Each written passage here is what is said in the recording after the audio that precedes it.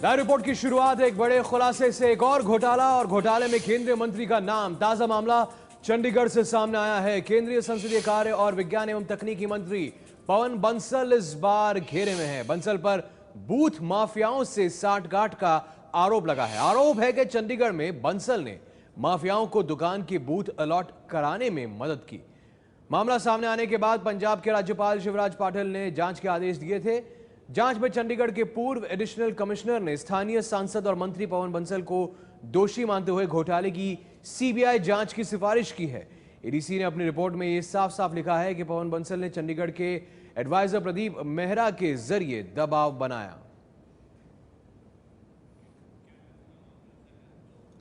अब आपको बताते हैं कि ये पूरा घोटाला है क्या। 22 साल पहले 1989 में चंडीगढ़ के सेक्टर 22 की बिजबाड़ा रेहड़ी मार्केट में आग लगी थी। इस हादसे में जिनकी दुकानें जली उन्हें पक्के बूथ अलॉट करने का प्रशासन ने ऐलान किया था। 90 बूथ बनाए भी गए, लेकिन जब अलॉटमेंट की बारी आई तो दुकानें उनके नाम पर कर दी गईं जिनका आग में कोई नुकसान नहीं हुआ था।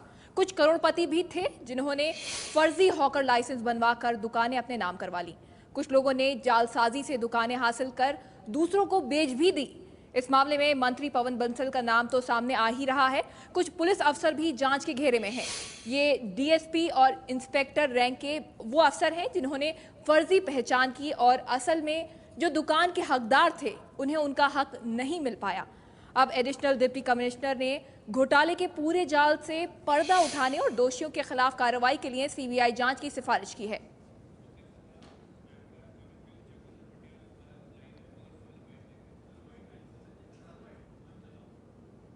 एडीसी की जांच रिपोर्ट जो आई है उसने चंडीगढ़ के सारे यहाँ के रहने वाले बाशिंदों को एक ऐसी हैरत में डाल दिया है कि लोग परेशान हो गए हैं कि हमारे शहर के अंदर बैठे हुए हमारे जो यहाँ के नुमाइंदे चुन के जो संसद में हैं और इस समय पार्लियामेंट्री अफेयर्स के मंत्री हैं, उनका नाम आने से सारे शहर में आज सुबह से ये चर्चा का विषय बना हुआ है।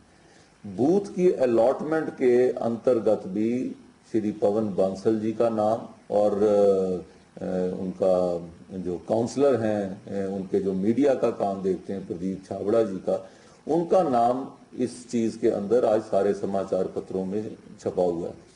मेरा मानना है कि इस काम के अंदर भी इस नाम के आने से एक लोगों के मन के अंदर जो भ्रांति पैदा हुई है अपने लीडर के बारे में, उस लीडर को तुरंत अपने स्थान से इस्तीफा दे देना चाहिए और उस सीबीआई की इंक्वायरी की मांग रखी गई है।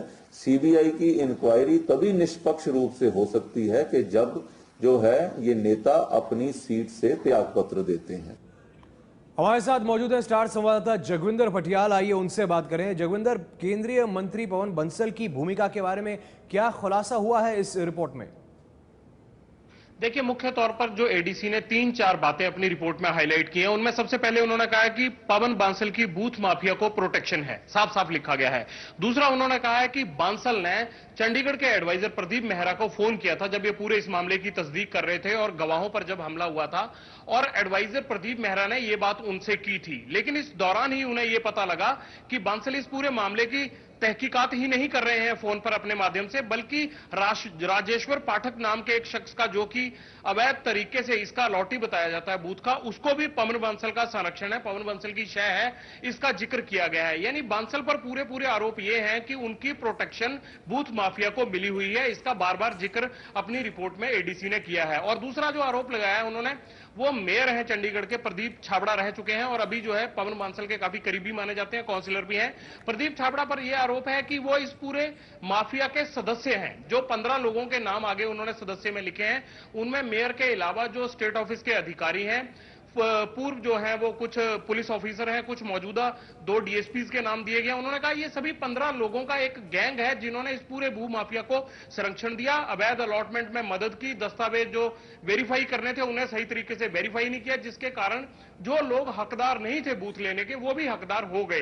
तो पवन बंसल के अलावा जो इशारा किया गया है रिपोर्ट में, वो चंडीगढ़ के मौजूदा सबसे बड़े नौकरशाह प्रदीप मेहरा पर किया गया है। मेहरा पर पहले भी ये आरोप लगते रहे हैं कि वो पवन बंसल के आदमी हैं। और दूसरा जो उन्होंने चंडीगढ़ के पूर्व डीसी थे आर.के. राव, उनके ऊपर भी उंगली उठाई है और उन्होंने कहा है कि जो भी अलॉटमेंट के पूरी प्रक्रिया होनी चाहिए थी उसमें ना सिर्फ पुलिस ने बल्कि स्टेट ऑफिस ने और जो आला अधिकारी हैं उन्होंने भी इस पूरे मसले को सही तरीके से वेरीफाई नहीं किया और गलत लोगों को इस तरह से बूथ लेने दिए। और इसके जो निचोड़ निकाला है एडीसी ने, उन्होंने कहा है कि जो पुलिस को या स्टेट ऑफिस के अधिकारी जो पैसा मिलता है वो पॉलिटिशियनों तक जाता है इस अवैध अलॉटमेंट में। तो जाहिर सी बात है कि अब गेंद जो है गवर्नर और चंडीगढ़ के प्रशासक शिवराज सिंह पाटिल के पाले में है। उन्हीं को यह तय करना है कि मामला सीबीआई को दिया जाए या नहीं। लेकिन जिस तरह से बड़े कांग्रेसी नेताओं का नाम इसमें आया, केंद्रीय मंत्री का नाम आया, तो लगता नहीं है कि पाटिल कोई कोताही बरतेंगे। और इस मामले की तह तक जाने के लिए जाहिर सी बात है कि शायद जिस तरह से विपक्ष अपना दबाव भी बना रहा है बीजेपी, उनको यह मामला सीबीआई को देना ही पड़ेगा।